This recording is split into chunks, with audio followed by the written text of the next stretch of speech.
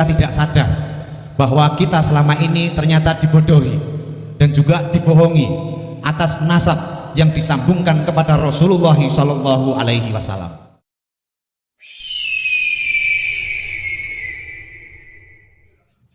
Kiai Haji Imaduddin pernah mengungkap satu tesis, yang tesis itu cukup mengguncangkan tidak hanya di Indonesia tapi juga di dunia. Tesis itu adalah tesis tentang pembatalan nasab Baklawi yang itu sebelumnya dianggap sebagai nasab yang nyambung kepada Rasulullah Shallallahu Alaihi Wasallam. Mengapa kita harus bersyukur dengan apa yang ditemukan oleh Kiai Haji Imaduddin ini? Yaitu karena tesis itu menyadarkan kepada kita semuanya. Ternyata tanpa adanya tesis itu diungkap di dalam tulisan Kiai Haji Imaduddin, mungkin kita tidak sadar bahwa kita selama ini ternyata dibodohi dan juga dibohongi atas nasab yang disambungkan kepada Rasulullah Shallallahu Alaihi Wasallam. Ini semuanya merupakan sesuatu yang harus kita syukuri. Tentu saja apa yang diungkap oleh Kiai Haji Imaduddin ini tidak begitu saja berjalan mulus. Ada banyak tantangan yang muncul di hari-hari ini, terutama Anda ketika melihat media sosial yang berkembang. Banyak hujatan dan juga banyak juga yang mendukung terhadap tesis tersebut.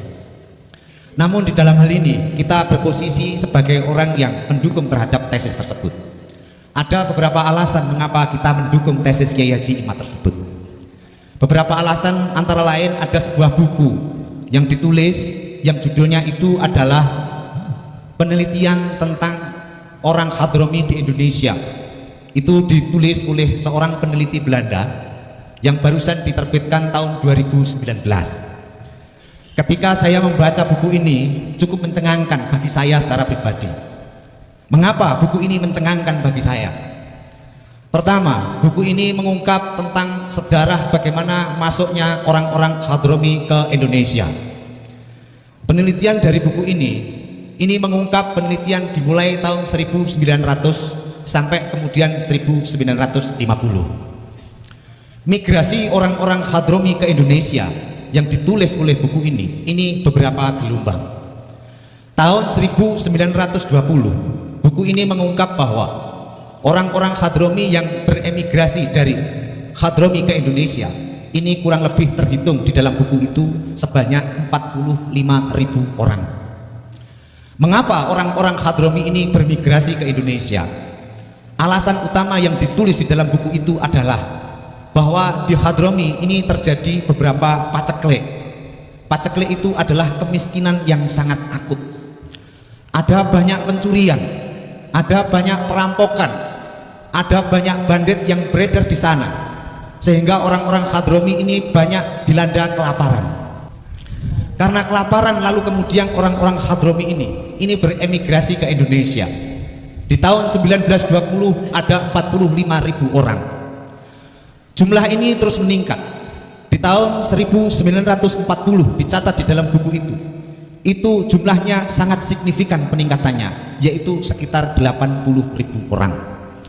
Lalu kemudian apa yang dilakukan oleh orang-orang Hadromi itu ketika mereka migrasi dari Hadromi ke Indonesia ini? Yang dilakukan antara lain adalah banyak di antara orang-orang Hadromi dicatat dalam buku itu di sini melakukan perdagangan. Ada juga di antara mereka yang melakukan praktek rentenir. Ada juga di antara mereka yang bekerja dengan pemerintahan Hindia Belanda. Ada juga mereka yang bekerja di toko-toko lalu kemudian dia kumpulkan uangnya.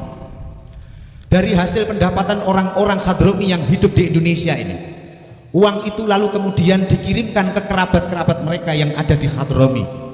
Tercatat di dalam buku itu ditulis di dalam dua bank, yaitu bank dari Belanda dan bank dari Inggris. Dua bank ini mencatat ada 70 juta gulden dikirimkan setiap bulan oleh orang-orang Hadromi ini ke buminya, yaitu bumi Hadramaut. Ingat, di dalam hal ini 70 juta gulden. 70 juta gulden ini mata uang Hindia Belanda. Ini saya perkirakan bahwa kayaknya di Hadromi mereka dilanda kemiskinan, bekerja di sini, lalu kemudian mengirimkan uang kekerabat mereka yang ada di Hadromi ini mirip seperti orang-orang TKW di Indonesia yang bekerja di luar negeri. Jadi orang-orang Hadromi kesini itu sebetulnya niatnya mencari nafkah, di mana di Hadromi mereka tidak menemukan untuk menghidupi keluarganya. Ini lalu kemudian meningkat terus sampai kemudian Indonesia merdeka. Ketika Indonesia merdeka tahun 1945, jumlah orang Hadromi ini meningkat terus. Di dalam buku itu dijelaskan bahwa tidak tercatat data statistik yang pasti, tapi jumlahnya sangat signifikan, yaitu sekitar 80 juta lebih, bahkan 100 ribu lebih, 100 ribu lebih. Lalu kemudian setelah Indonesia ini merdeka, orang-orang Hadromi ini lalu kemudian mereka mempunyai keinginan yang berbeda. Ada di antara orang-orang Hadromi yang hijrah ke Indonesia ini lalu kemudian membawa gelar-gelar dari bumi Hadromi ke Indonesia. Gelar itu adalah Sayyid dan mereka mengaku keturunan Rasulullah Shallallahu Alaihi Wasallam. Orang-orang yang mengaku keturunan Rasulullah ini lalu membentuk sebuah organisasi. Organisasi itu namanya Baklawi atau Robitoh Alawiyah. Di kemudian hari ternyata orang-orang yang hijrah dari Hadramaut ke Indonesia ini relasinya di antara orang-orang Hadromi ini ternyata tidak harmonis. Ada orang-orang Hadromi yang tidak setuju dengan gelar Sayyid yang dibawa oleh Robitoh Alawiyah. Ini lalu kemudian membentuk satu organisasi yang disebut dengan Jamiatul Khair. Lalu kemudian di kemudian hari orang-orang Hadromi ini terus meningkatkan dakwahnya untuk kemudian mengklaim bahwa dirinya adalah utusan, bahwa dirinya adalah nasabnya nyambung kepada Rasulullah Shallallahu Alaihi Wasallam. Mereka mengeluarkan narasi-narasi yang luar biasa mitologis. Ada ungkapan bahwa di hari-hari ini darah kami ada darah Rasulullah. Ada ungkapan juga dengan darah kami neraka itu bisa padam. Ada juga yang mengatakan bahwa karomah-karomah kami dengan karomah-karomah yang merupakan keturunan dari darah Rasulullah, kelak kemudian neraka itu bisa kami padamkan. Ini narasi-narasi yang luar biasa menipu orang Indonesia. Yang ini lalu kemudian yang menjadi korban adalah anak-anak dan orang-orang Indonesia. Assalamualaikum warahmatullahi wabarakatuh. Alhamdulillah, hamdan wa syukran lillah, wassalatu wassalamu ala rasulillah wa ala alihi wa ashabihi wa mawalah, amma ba'dah. Seorang kiai telah membongkar para imigran Yaman yang selama ini kita kenal sebagai Habib atau Habaib dari Yaman. Tujuan mereka datang ke Indonesia semua dibongkar oleh seorang kiai ini. Tidak lain mereka ke Indonesia adalah karena di Yaman pada saat itu mengalami krisis sehingga mereka kekurangan makanan, kekurangan pekerjaan, sehingga mereka para imigran Yaman datang ke Indonesia adalah untuk mencari pekerjaan. Mereka mengumpulkan uang di Indonesia, ada yang berdagang, ada yang bekerja pada pemerintah Hindia Belanda. Kemudian hasilnya mereka kirimkan kembali ke negara Yaman kepada kerabat-kerabat mereka yang ada di sana. Akan tetapi di kemudian hari ada yang datang dari Yaman ke Indonesia. Mereka membawa gelar yaitu sebagai Sayyid atau keturunan dari Rasulullah Sallallahu Alaihi Wasallam.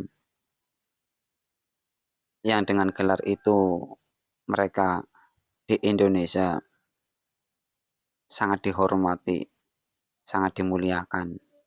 Akhirnya mereka terus gencar untuk menyuarakan, untuk mengiklankan diri bahwa mereka adalah keturunan dari Rasulullah SAW. Sampai mereka di Indonesia membentuk sebuah organisasi, yaitu organisasi Pahlawi atau yang sekarang dikenal sebagai Robitoh Alawiyah. Itu adalah organisasi orang-orang Yaman yang ada di Indonesia untuk mengkoordinasi mereka para orang-orang Yaman yang ada di Indonesia yang mengaku sebagai keturunan dari Rasulullah SAW. Kita patut syukur dan berterima kasih kepada Kiai Haji Imaduddin Usman yang dengan kajian ilmiahnya, dengan kajian tesisnya telah membongkar siapa sebenarnya mereka. Ternyata mereka tidak sambung nasabnya kepada baginda Nabi Sallallahu Alaihi Wasallam. Jadi yang selama ini kita kenal, selama ini kita ketahui bahwa habaib adalah keturunan dari Rasulullah Sallallahu Alaihi Wasallam, ternyata selama ini kita dibohongi. Kita tidak sadar kalau selama ini kita dibohongi oleh orang-orang yang mengatasnamakan nasabnya sambung kepada baginda Nabi Sallallahu Alaihi Wasallam. Mari kita semua sebagai orang pribumi sadar dan bangkit. Ayo kita sadar bahwa mereka bukanlah keturunan dari Rasulullah Sallallahu Alaihi Wasallam, bahwa mufti mereka sendiri yang didatangkan oleh orang Hindia Belanda, yaitu Habib Usman bin Yahya. Kalau dipikir secara logika waras, nalar yang sehat, tidak mungkin seorang keturunan dari Rasulullah SAW rela bekerja kepada seorang penjajah, seorang kafir, yaitu orang Belanda yang sedang menjajah Indonesia. Juga ketika kita melihat sejarah perjuangan Indonesia, mana sih dari mereka? Habib Usman mana sih contoh perjuangan mereka, bukti perjuangannya untuk Indonesia? Yang ada justru malah Habib Usman itu mendapatkan medali emas dari orang Belanda yang bergambarkan salib, itu diterimanya. Kalau memang orang kafir, orang Belanda saat itu tahu bahwa ada keturunan dari Nabi Sallallahu Alaihi Wasallam, ya pastinya kemungkinan akan dibunuh. Ini malah diangkat menjadi muftinya. Ini ya sangat tidak masuk akal.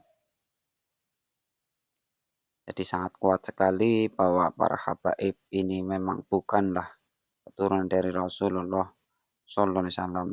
Tinggal kita ayo sama menyadarkan para orang-orang pribumi, saudara kita sebangsa dan setanah air yang masih menjadi muhibbin para habaib. Sadarlah, kita ini selama ini dibodohi oleh mereka. Ayo kita bangkit, kita dukung para kiai-kiai kita, kiai-kiai pribumi. Toh ternyata mereka lah yang selama ini mengajarkan agama kepada kita, mulai dari tentang Islaman, tentang wudhu, tentang sholat, tentang zakat, tentang sosial di masyarakat. Kiai-kiai kita lah pribumi yang selama ini mengajarkan kepada kita, bukan para habaib. Mereka para habaib dulunya hanyalah penjual minyak wangi yang keliling ke desa-desa, ke rumah-rumah. Akhlak mereka ketika tidak disambut baik oleh orang yang punya rumah, mereka adabnya seringkali sangat tidak baik. Kadang pulangnya sambil tidak mengucapkan salam dan lain sebagainya. Itu mereka kelakuan para habaib yang mengaku sebagai keturunan dari Rasulullah SAW. Terima kasih kepada Pak Yai yang ikut menyuarakan tentang kebenaran ini. Semoga Pak Yai panjang umur, sehat selalu dan dijaga selalu oleh Allah Subhanahu wa taala.